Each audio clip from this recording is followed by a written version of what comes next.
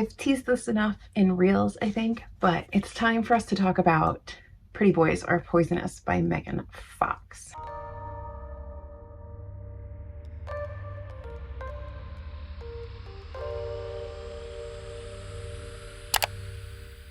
Hello book friends, it's Alyssa. Welcome back to the channel. Hello if you're new.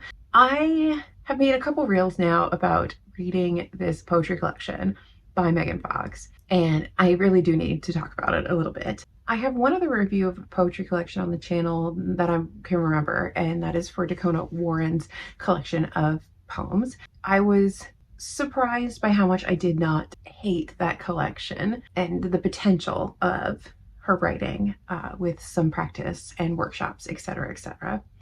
And I can't say that I have the same response to the Megan Fox collection, but I did obviously sort of enjoy myself. Some of it was kind of funny. Most of it was incredibly disturbing and has made me worry for the safety of Megan Fox. Are you in therapy? Yeah, I've been in therapy, obviously, for a long time. I understand that this was predominantly sort of written as a almost therapeutic journaling kind of exercise, creative outlet to process a lot of emotions and work that she was doing in therapy about herself and how she shows up in relationships and the roles that she plays in them. I, like most of us, have had a lot of what could be considered traumatic experiences over the course of my life, especially in terms of like interpersonal, intimate relationships. And while I think I processed a lot of it privately through therapy and other ways, I felt like I needed to express it and sort of give birth to my healing in an art project.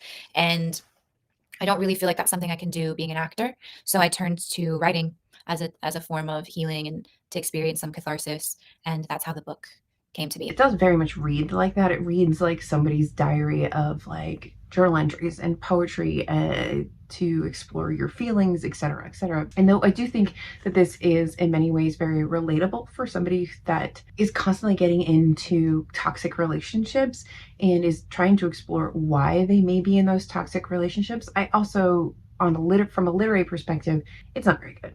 And I don't think that any of us expected it. It's giving very much like Tumblr post. It's giving very much Instagram poetry. It's giving very much like gimmick.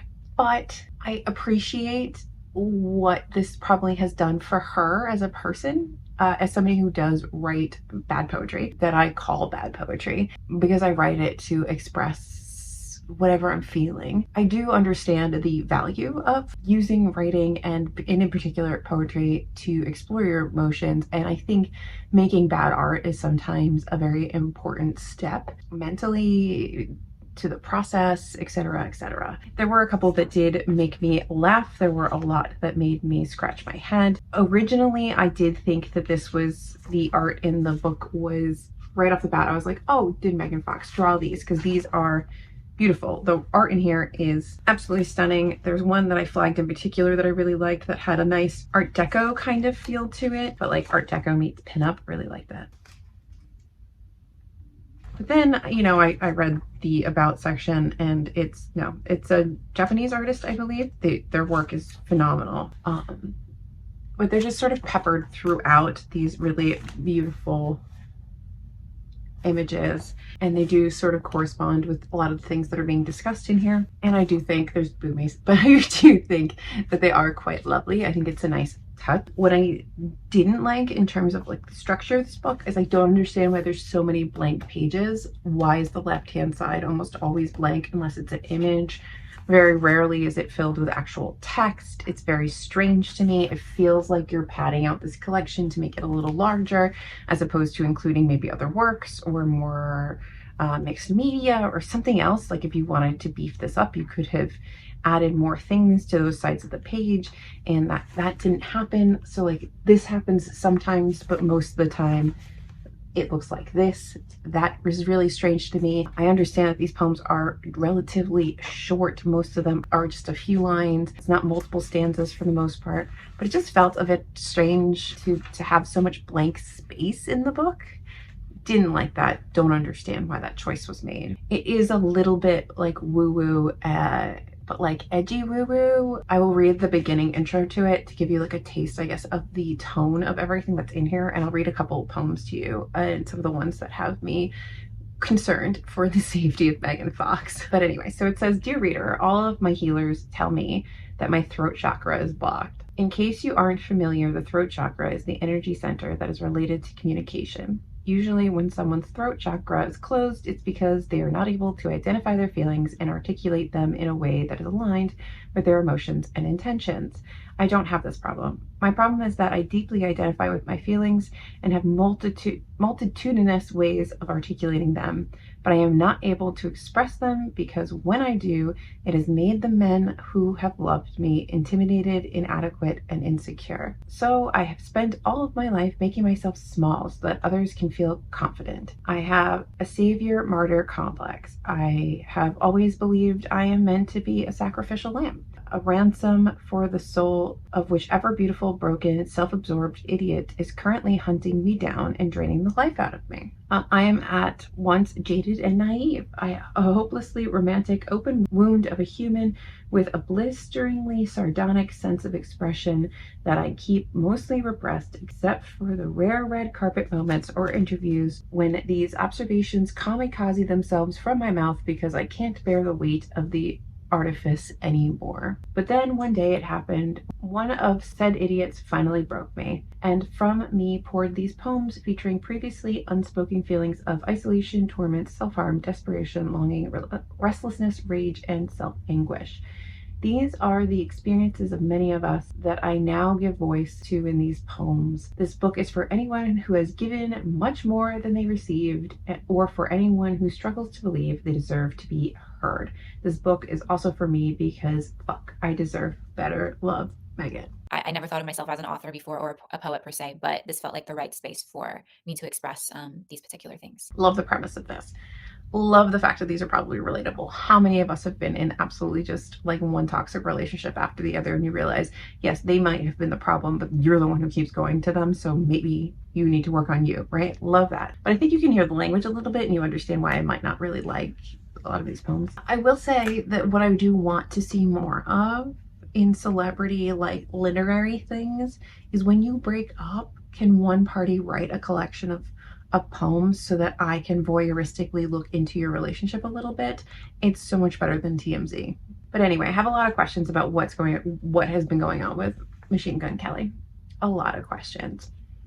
A lot of sticky notes, a lot of things that I thought while I was reading this. I was sending pictures to my friends.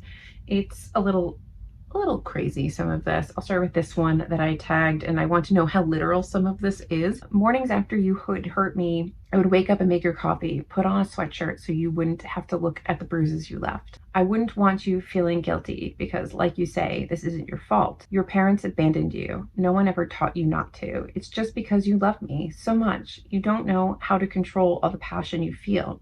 If anything, I'm lucky. Imagine all the girls who don't get hurt for laughing at another boy's jokes, how ineffectual and undesirable they must feel. At this point, you will remind me that my silence is in equal proportion to my love, and so under the watchful gaze of your management, I dutifully set out on my hero's journey to prove my loyalty by taking your secrets to the grave. Really, I should be flattered, and I am. Don't worry, darling." How literal are those bruises? What's going on? Like, seriously, what's happening? What's happening in this household? And I know that they have broken up and kind of gotten back together. I did go down a little gossipy rabbit hole. I'm having some cheese. It does sound like more therapy needs to be had. This sounds very abusive and toxic. I've learned to look at the floor when men speak to me. I've stopped trying to share charming anecdotes over dinner because you always finish them for me. And I certainly don't dare laugh at anyone's jokes, not even your closest friends, because we've all seen what happens when a smile creeps across my face that you didn't put there. I put on my shortest dress and highest heels so that you can show me off while simultaneously keeping a possessive hand around the back of my neck. Red flag. My will has atrophied in my chest, my feelings stick in my throat, never forming words. I forget that I have a voice long before you decided to become my ventriloquist, and somehow, in spite of your genuine longing to be loved, I prefer it this way, the art of becoming an accessory. Every poem is punctuated with this like one line sort of summary. Title, I guess it would be the title, but it's at the end. I did really like a couple of them are kind of bitingly humorous, and I do enjoy them. Maybe the apple was actually a cock, and maybe Eve wanted it because Adam was too busy, self-absorbed, and distracted to fuck her. Maybe the original sin was a man taking a woman for granted. I've always liked serpents. I have one that says I don't hate this, and that poem is: they say she dwells in the cities of the sea. They say she was a banshee, a demon hag, that she seduces innocent men in their sleep. They say she eats babies, but really, she was just a woman who refused to get on all fours so an insecure man could feel like a god. The truth about Lilith. I don't hate that one. Here's some more concerning poems from Megan Fox. There was a time when I never heard a man call me stupid, pathetic, bitch, cunt, slut, idiot. And there was also a time when I had never felt a man's hands hit me, suffocate me, or throw me to the ground. But now, if one of these things hasn't happened by Wednesday, I consider it a miracle. I'm not sure that God agrees. That's concerning. I hope that you are fixing that and getting out of that kind of relationship. There are a lot of poems that go along that vein of talking about abuse and controlling emotional abuse, physical abuse, all of that. It's very, very, very concerning. Some of them I want to read, but I don't know if I can read them without getting people upset. Then there's stuff like this that makes me like really worried that she's not going to get it.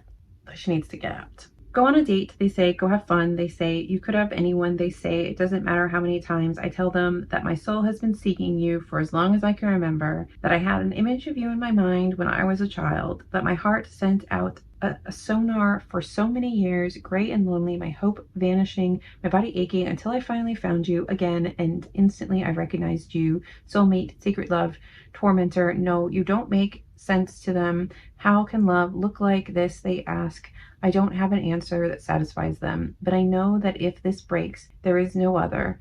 There is only the void. I know it's not the fairy tale they think it should be, but you are the one who has held my hand from the beginning of time. This journey isn't a pretty one. I can't make them understand that the only way I will really move on from you is when my body turns to dust. Labyrinth. And I feel like that is like the key to why these poems concern me so much. It's not so much that a woman has experienced abuse and domestic violence. That is unfortunately a very common occurrence, and I wish it wasn't. And it's why this book will be relatable to so many people. It's this constant going back and the feeding into this idea of the soulmate twin flame, as she's said in news articles and interviews, and this, we're just bonded through time. Are you? I don't know who needs to hear this, but honey, that man is not your soulmate. No, he's not your twin flame. There's no soul contract. There's no karmic debt. There's no mysterious divine force drawing you towards this man. You are addicted to chaos and you have low self-esteem. While it is so much more fun to tell yourself a whimsical story about some divine outside force that is bringing you and this man together, that call is coming from inside the house. No, just run. Just run. Run, Forrest, run! The amount of times reading this that I shouted, just run. No, sweetie, get out, get out, get out. Build your own life. You have 3 beautiful children. Stop it. I also couldn't imagine reading this as Machine Gun Kelly or any of her past partners and being like, oh my God, I see myself in that poem, right? Like, I know that I did that too, but that's assuming that anybody has the self-awareness enough to know that like it's actually about them. I didn't totally enjoy the writing of these, but I did enjoy the experience of them. I enjoyed talking to my friends about it. I think it's interesting because I think this is a look into Megan Fox, who has always kind of came across to me as very personalityless, getting a glimpse into the fact that she is a more than just a pretty face. I mean, I read it. That's my review. I read it. Tell me what you thought of any of the poems that I read to you. I do think that poetry is a very useful exercise. I know that there are videos that are constantly kind of going around nitpicking things like Tumblr poetry or like Instagram poetry or just bad poetry in general. And though I can objectively look at it and go, yes, it's bad poetry, but if you find connection with it and it speaks to your emotions or it helps you process your own emotions as the writer, I think it's all valid and wonderful. I think that's one of the really leveling things about poetry as a writing style, as an art form, is that it is accessible to everybody. Poetry isn't defined by what's outside, by the structure, the rhyme scheme, the meter. It's defined by what's inside, by its sounds and its use of language and what it does with that language. Poetry is defined by its purpose. And the purpose of poetry is to use interesting language to get people to feel new feelings and think new thoughts. For readers, this means that you don't need to worry about whether or not you found the deeper meaning that the poet hid somewhere deep between their lines. It means you can take poems at face value. Just read them for what's there on the page. Then, if you read the poem and feel even the slightest pang of emotion or the briefest thought of, I never thought about it like that, then congratulations, you have successfully done a poetry. Because there's complex, long lyrical poems that maybe are more literary and take more time and effort to understand them. And then there's your Tumblr posts, your Instagram poetry, which speaks to maybe your more basic feelings and emotions and is more easy to relate to. And it becomes popular because it's relatable. And I don't think there's anything inherently wrong with that. You know, it's art. It's always going to have some level of people that are going to be pretentious and think that some things are just not as valuable as others. T.S. Eliot was a pretentious dweeb, and the wasteland is so difficult that it's going to be used by other pretentious dweebs to make themselves seem clever for getting it.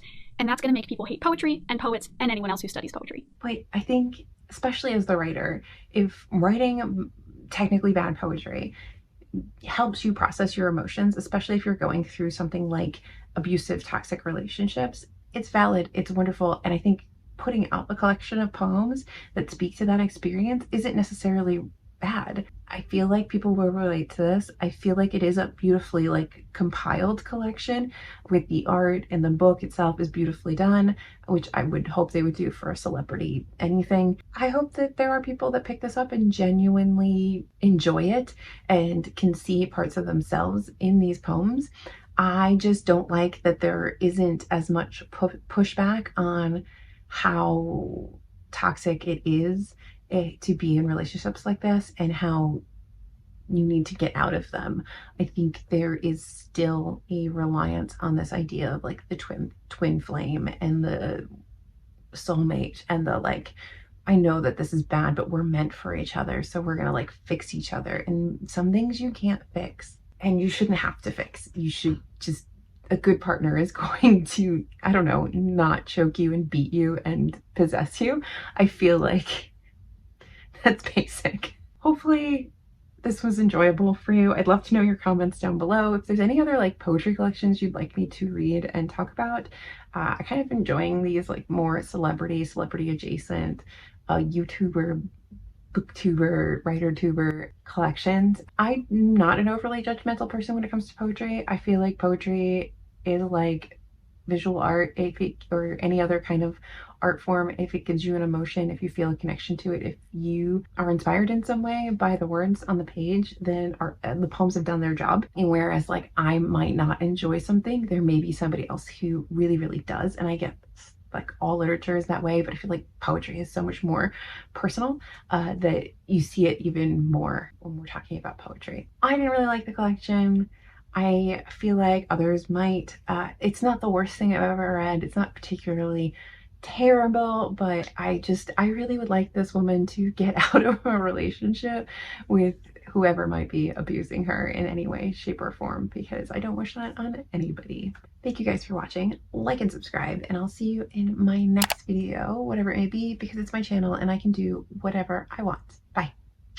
So just sit with me, talking to the night until the morning, baby.